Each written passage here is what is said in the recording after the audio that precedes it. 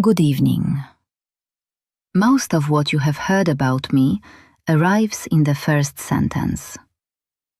Let me tell you about the second one. Picture the room. It is late. The lamps in the rest of the building have gone out, one by one, and we have not bothered with ours. We are sitting on stools, Pierre and I, in a long shed with a leaking roof and a stove that smokes when the wind turns.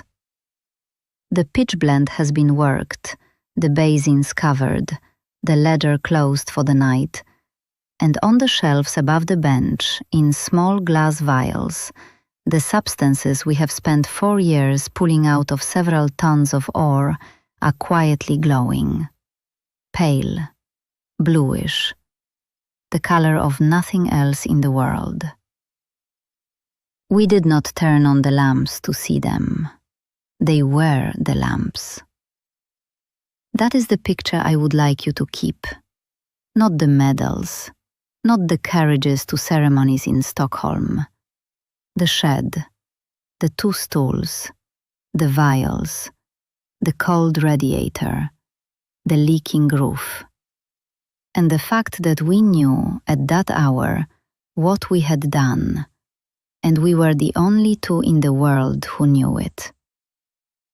I will tell you this evening about the small, careful days that produced that quiet light, where they began, what they cost, what was patience by choice and what was patience by necessity, and where I see that same patient hand still working, anywhere it still works, in any century.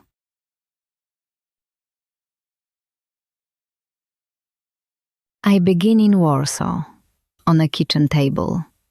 My father was a teacher of physics and mathematics. The authorities of that time had cut his salary, taken his rooms in the school, and made it understood that Polish children were not to be educated in their own language or their own history. So we were educated at the kitchen table, in whispers, in my mother's kitchen, in the evenings, after the official lessons in the official language. Mathematics tastes different when you have to keep your voice down. Later there was what we called the floating university. It floated because it had no address.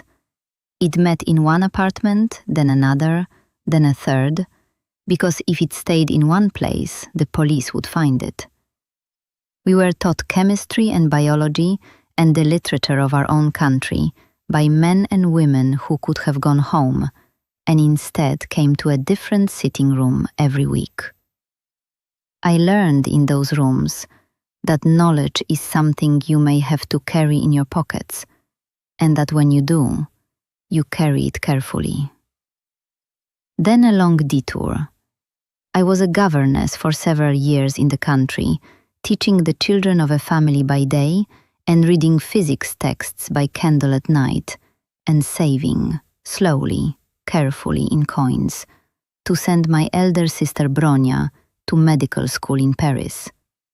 We had agreed. She would go first and qualify, and then she would send for me. She kept the agreement. So did I. I came to Paris on a 4th-class ticket and a wooden trunk, and I lived for the first years in a garret on the 6th floor with a stove I could not afford to keep lit. I would sometimes put on every garment I owned, including a chair, to keep warm enough to read. I record this without complaint. I was happier in that cold room than I had been anywhere in my life. I was finally allowed to study. And then, at the bench, I met Pierre. I do not know how to tell you about Pierre quickly. He was already a serious man, already past the obvious flatteries, already at the work, and when we were introduced in a borrowed laboratory on a question of magnetism, I noticed his hands first. They were the hands of a man who had spent a great many hours doing one thing carefully. I trusted him before he had said 3 sentences. We married the following summer. We took the train into Brittany on bicycles he had bought us with the wedding money, and we rode along the coast for several weeks, and we worked together after that for the rest of his life. Now, the work. Becquerel had observed a few years before that the salts of uranium emitted something. He did not know what. No one did. I took it as the question of my doctoral thesis. Pierre put his own work aside, set it down gently, the way he set down everything, and joined me. We were curious together. That is the simplest sentence I can give you about the marriage. The shed. We had been given the use of a shed at the École de Physique et de Chimie Industrielle. It had been a dissection room. The roof leaked. In summer, the heat made the chemicals quarrel. In winter, the water in the basins grew a thin skin of ice.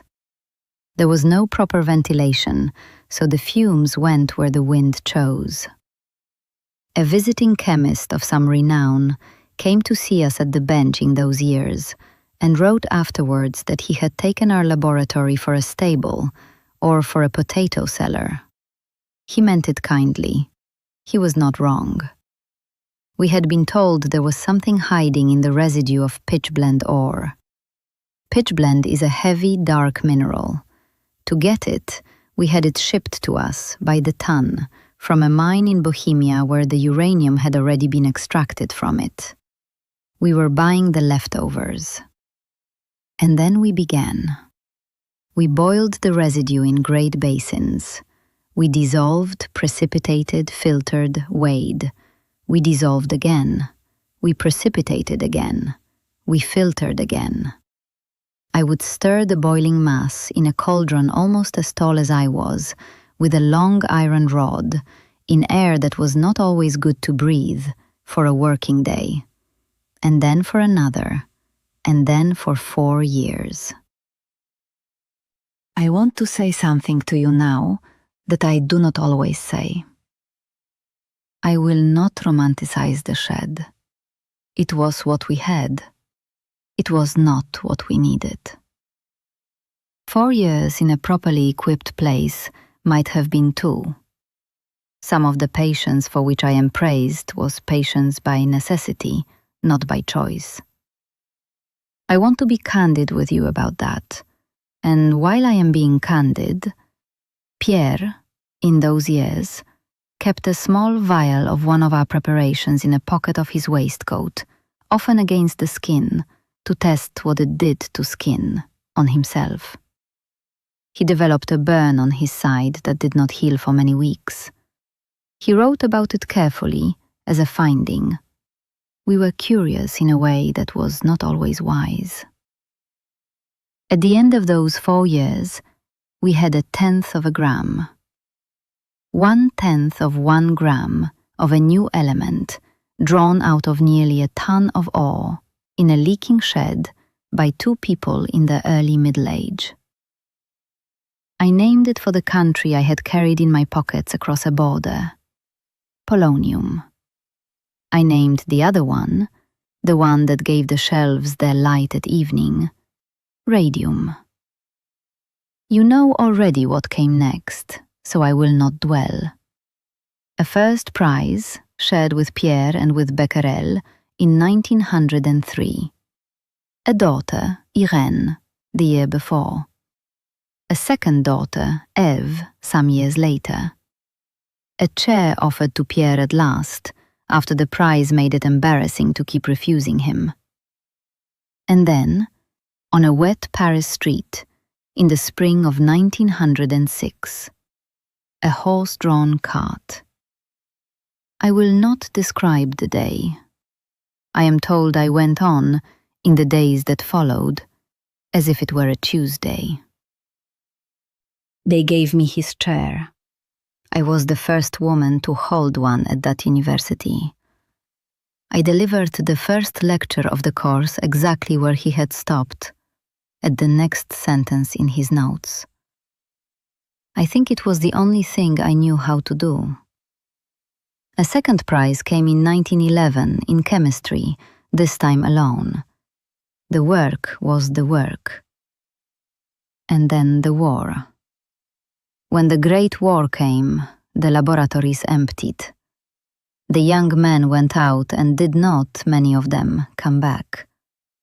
I was no longer young, and I had a tool, the new ray, by then well understood, that could find a piece of metal inside a man's body before the surgeon had to guess.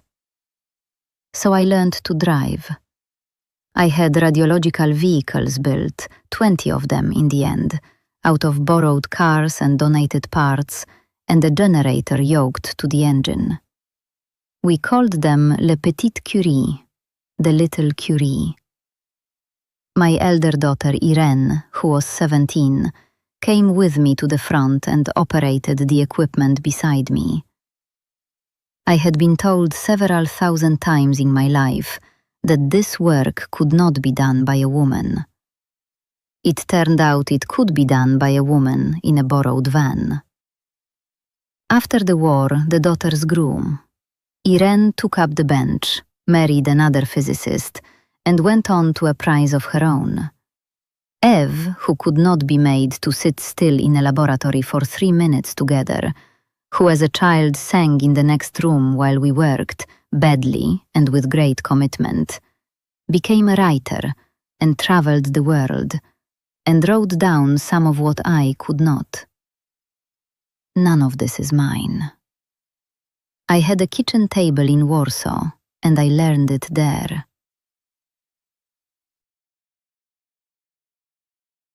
We are all of us at the bench and away from it, tempted by the result before the work. We want the conclusion before we have done the boiling. We want the new element before the 4 years. I am not above the temptation. I have felt it. We have all felt it. The instruments of any age grow faster than the patience of the people who use them, and the gap is where most of our errors live. But I notice this, and I think you will recognize it.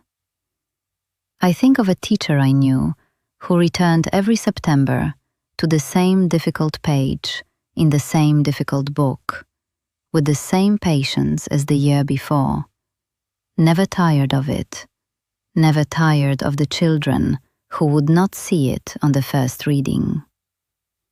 And of a young researcher in my own laboratory who runs her experiment 1,000th time because the 999th was not quite right. She does not call this patience. She would say, if I asked her, that she was just trying to get it right. They are at different benches. They are doing the same thing. The bench rewards the patient hand. So does the kitchen. So does the sick room. So does the page that is not yet written well. The materials of those rooms are different.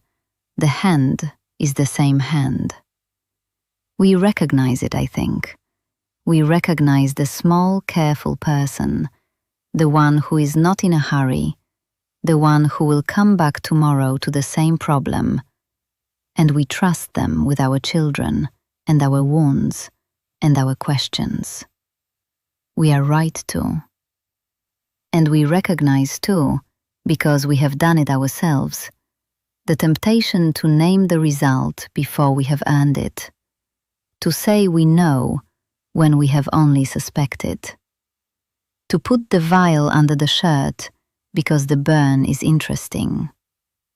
We are all curious in a way that is not always wise. The work is what makes the curiosity safe. I will tell you where I am in this picture I keep. It is the lab at evening, not the shed anymore, a proper laboratory with proper ventilation, which I lived to see. The lamps in the rest of the building have gone out. There is a half-written letter on my bench to a grown daughter, in which I have begun 3 times to give her advice and crossed it out 3 times, because I have remembered each time that she is a better physicist than I was at her age. I will leave the page until tomorrow. There is a small piece of bread on the corner of the bench and a piece of cheese slightly older than the bread. I will not eat them tonight either. I will probably leave them for the cat that comes through the window. The cat does not care for cheese. We have an arrangement. On a hook by the door is Pierre's old bicycle pump. I cannot tell you why I have kept it. We rode through Brittany on those bicycles the summer we were married, along a coast where the rain came in horizontally and the gorse smelled of coconut, and at every village we stopped, he would dismount and check the tire as carefully as if it were a galvanometer.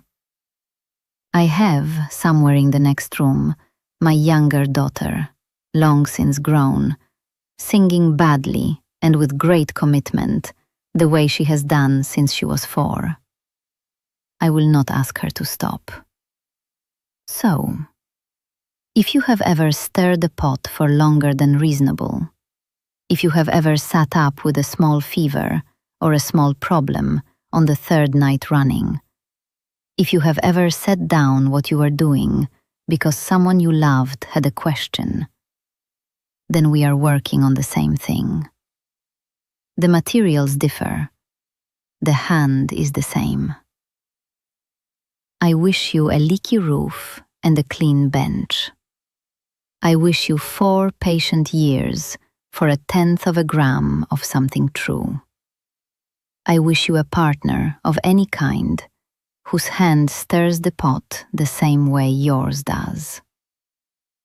And I wish you a small piece of bread at evening that you have earned.